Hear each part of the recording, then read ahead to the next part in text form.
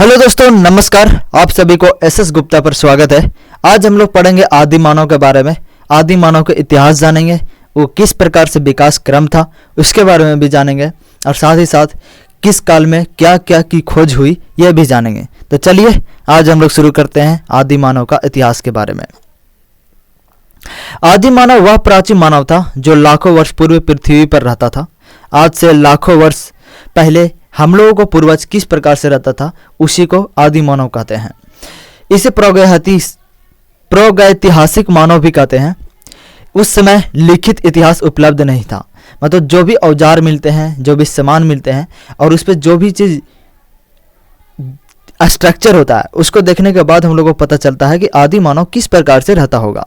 उस पर कोई भी प्रकार के लिखित परिचय नहीं होता था, इसलिए इसकी जानकारी हमें मुख्यतः पुरातात्विक स्रोतों से, जैसे औजार से, गुफाएं से, हड्डियों से, कभी चित्र से आदि से मिलता है। इसका चित्र का भी रिकॉर्ड हम लोगों को नहीं पता चलता कि किस प्रकार का चित्र बनाया गया है। आदि मानव का विकास का क्रम 3 भागों में था। पहला था पाषाण युग। पाषाण युग भी 3 भागों में बांटा जाता है। पहला नंबर पे है पूरा पाषाण युग, जो 2.5 लाख ईसा पूर्व से 10,000 ईसा पूर्व के जो वर्ष है उसके बीच में आता था। आदि मानव गुफाओं और जंगलों में रहता था। इस समय के पूरा पाषाण के युग में आदि मानव गुफाओं और जंगलों में रहा करता था। भोजन के लिए शिकार और फल खाया करता था, अपने से फसल की उपज नहीं करता था। पत्थर का औजार जैसे में खुरचनी, काटने वाले उपकरण बनाता था। आग का प्रयोग पहली बार पूरा पाषाण युग में ही हुआ था।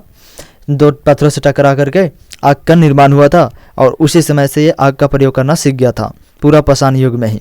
गुफाओं की दीवारों पर चित्र बनाया करते थे, जैसे भीमबेटका की गुफाएं में यह चित्र बनाया हुआ है। इसका एक स्रोत है। दूसरा नंबर पर है मध्य पाषाण युग, जो 10,000 ईसा पूर्व से 8,000 ईसा पूर्व के बीच माना जाता है।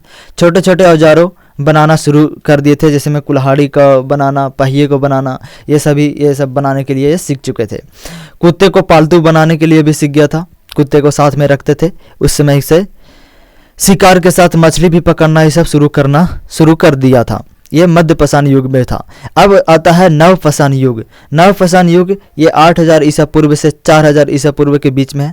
इस समय खेती करना, पशुपालन करना ये सभी सीख गए थे। मिट्टी का बर्तन बनाने के लिए तथा उनका उपयोग भी शुरू कर दिया था। गाँव का निर्माण होने लगा था। लोग अस्थायी जीवन जीने लगे थे, मतलब कि पहले लोग सिर्फ शिकार करते थे और कुछ नहीं। दूसरा मध्य पाषाण युग में औजार का यूज करने के लिए सीखा। कुत्तों को पालतू बनाया और घूम घूम कर शिकार करना, एक जगह पे कहीं रुकना, खाना, ये सभी करते थे। लेकिन नव पाषाण युग में क्या होने लगा कि लोग धीरे धीरे बढ़ते गए, खेती करने लगे, एक जगह रुकने लगे, पशु को पालने लगे, गाय भैंस ये सभी को पालने लगे, मिट्टी का बर्तन बनाने लगे और इसका उपयोग भी करना शुरू कर दिया था। गाँव भी बसने लगा। जब एक जगह पे ज़्यादा लोग रहेंगे, अपना घर बसाने लगेंगे तो गाँव भी हो जाएगा। तो गाँव का निर्माण भी इसी समय हो चुका था। सूत काटने और कपड़े बनाने की जानकारी भी इसी समय से ही मिलता है, नव पाषाण युग में। अब बात करेंगे दूसरा नंबर पर धातु युग। वो तो पाषाण युग, उसके बाद धातु युग आया, जब से लोहा की और तांबा की खोज हुआ। सबसे पहले तांबे का प्रयोग किया गया, इसको चल्कोलिथिक युग कहा जाता है। फिर कांस्य और उसके बाद लोहा का उपयोग शुरू हुआ। तांबा का युग औजारों के लिए, बर्तनों के लिए किया गया, उसके बाद कांस्य का किया गया, उसके बाद फिर लोहा का किया गया। लोहा के आने के बाद तो फिर शहरीकरण ही शुरू हो गया था। लोहे की औजारों से कृषि का तेजी में विकास हुआ। अस्थायी गाँव के व नगरों को विकास में भी बहुत ज़्यादा हेल्पफुल रहा। जैसे में सिंधु घाटी सभ्यता, ये सभी लोहा के प्रयोग के ही समय में था। आदि मानव की विशेषताएं क्या क्या है? शिकार और फल पर आधारित रहते थे इसका जीवन। गुफाओं में और कंदरों में निवास करते थे। पत्थरों से औजार और हथियार का निर्माण करते थे। आग की खोज भी इन्होंने ही किया था। गुफा चित्रकला से धार्मिक व सांस्कृतिक जीवन का भी संकेत मिलता है। धीरे धीरे खेती करना सीखा। पशुपालन और धातु का उपयोग से सभ्य समाज की नींव रखी। इस प्रकार से एक आदि मानव का जीवन बना।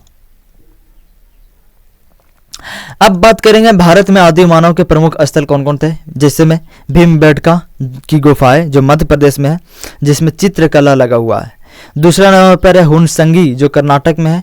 पूरा पाषाण का जो औजार है, कुल्हाड़ी हो गया और पहिए हो गया, तो ये सभी इस गुफाएं में मिलती है। मेहरगढ़ पाकिस्तान में है जो अभी वर्तमान में। नवपाषाण में कैसे खेती होता था और कैसे पशुपालन करते थे उसका साक्ष्य मिलता है। चिरांद बिहार में नवपाषाण और चलकोलिथिक साक्ष्य भी प्राप्त होते हैं। वहाँ पे सिंधु घाटी सभ्यता से लेकर के नवपाषाण युग के ही लोगों के बारे में बहुत सारा जानकारी मिलता है। वहाँ पे खेती कैसे करते थे उसका लोहे का हल मिलता है। और कुलदीहवा या महागढ़ उत्तर प्रदेश में धान की शुरुआती खेती कैसे हुई थी उसका भी साक्ष्य मिलता है। इसका निष्कर्ष क्या है? आदि मानव का जीवन धीरे धीरे गुफा से गांव और गांव से नगर की ओर बढ़ा। पाषाण युग में धातु युग तक पहुँचते पहुँचते उसने सभ्यता और संस्कृति की नींव रखी।